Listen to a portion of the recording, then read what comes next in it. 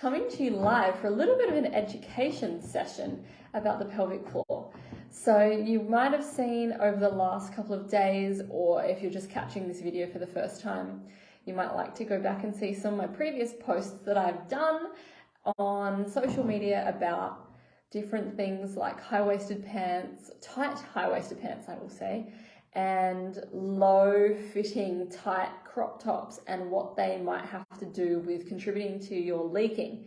And I'm here to educate today because I've received some questions and asking, how is it even possible? I don't understand. What the hell has high-waisted pants got to do with it? Why? And so I thought it would be fun to come in and just educate a little bit about the pelvic floor and a little bit more about pressure, because if you don't understand pressure, then of course this isn't going to make sense. Okay, so we have, and this is, imagine that this is the torso, all right? So you've got the spine on one side, abs on the other side, the diaphragm at the top, pelvic floor at the bottom. So imagine that we're standing side on like so, okay? So I'm going to just make this really, really simple, hopefully as short as possible. If you have questions throughout, do feel free to post them below and we can engage in a bit of a conversation. So what happens if you've ever used a juice box? As you can see, I'm using a balloon, but if you were to squeeze the middle, can you see how it gets bigger? So if that was a juice box and you squeezed really tight through the middle, the liquid is going to shoot out of the point that's possible for it to come out, right? So if that was in reverse, if the top of the juice box was facing down, it might just drip out, but then as soon as you squeeze it, it starts shooting out the bottom. And that's because of pressure. All right, so let me go back up this way. Okay, so abs at the front, pelvic floor at the bottom, diaphragm, so that's this section underneath the rib cage. So there's many different things. I'm going to share multiple things, not just high-waisted pants, but crop tops, from posture.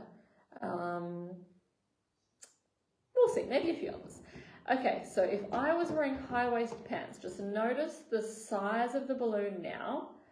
And if I squeeze through the middle, can you see how pressure goes up and down? But it goes to where is the most vulnerable position, but also where any liquid would come out, okay, which is going to be downwards. So I'm not saying 100% of people who have pressure are going to leak, but it's a huge contributing factor. And it's also down coming towards pelvic floor health as well, because downwards pressure, if you see that that's bulging, that can also lead to things like prolapse, which is something that you don't want to have, but it can come purely from poor pressure management. So if you are cinching at the waist, whether that be from abdominal gripping, so if you're an ab gripper, maybe so this is at the front abs, right? So if you, let's say, you suck in your belly button as your form of core engagement, see how you're now creating pressure, okay? So cinching in at the belly button doesn't just have to come from high-waisted pants. That's high-waisted pants. That is also from engaging from your belly button. Okay, same with upper ab gripping. Watch what happens with upper ab gripping. Can you see how all that pressure goes downwards, not just down on the pelvic floor, but also to the lower belly? Okay, so upper ab gripping or wearing like a really tight crop top. Well, let me show you, like the crop top I have on now is very loose. It's seamless material, but it sits like literally under my boobs, like right here. The ones I'm talking about, they sit that little bit lower onto the rib cage, and generally you feel, actually I'll do another video with it on, you will feel that restriction straight away, okay? So if you were wearing tight crop tops, it's the same thing as upper ab gripping. Can you see how there's more bulging and more pressure happening down onto the pelvic floor? So it's the same sort of thing. okay? Now another variation is, so this is the spine. So now we're coming in with butt gripping. So let me show you posture-wise what I mean by that. Okay, so if I'm standing, show you my waist. So these are seamless and they sit around my belly button, but they're not tight enough to be cinching around my waist. So they don't suck in right on that point. So you can have high-waisted pants if they sit and they don't feel like they're super huggy inny. That's just a totally made up word, okay?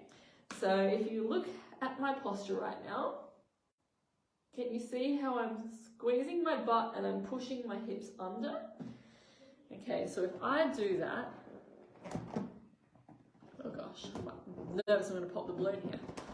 Okay, can you see how it changed the pressure? The pressure goes into the front of the pelvic floor and the front of the tummy.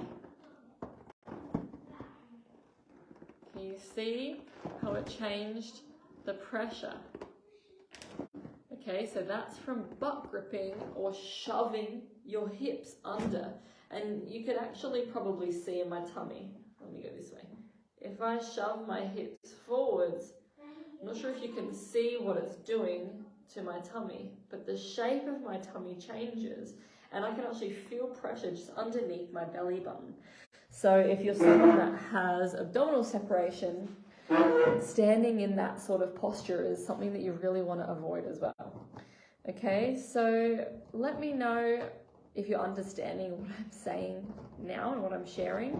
But, okay, cinching in at the waist where it's tight pants, or whether that is cinching at the belly button from how you're engaging your core, whether that is, I don't know, let's say that you love to cook, but you always lean on the table right along your belly button and you're constantly leaning on that point every single day. That's going to be doing the same sort of thing. You're going to be pressing in and you see what's happening down below. Okay, so I just wanted to come in and share this with this little balloon example because I find it really helpful to understand that visual of pressure, and not just for pelvic floor but also for abdominal separation. So maybe I'll do a different video on that, and also related to hernias and to prolapse. Okay, it's all like pressure has huge impact on our entire middle system. Okay, so it's really important that we understand what pressure can do, the power of the pressure, how to manage our own internal pressure so that we can have better pelvic floor health, better core health, better glute health, better spine health, just better overall bodily functions. So if you have any questions, feel free to pop them below. If you'd like to chat further, just let me know below as well, and we can always have more of a conversation. All right, thanks for tuning in. Bye.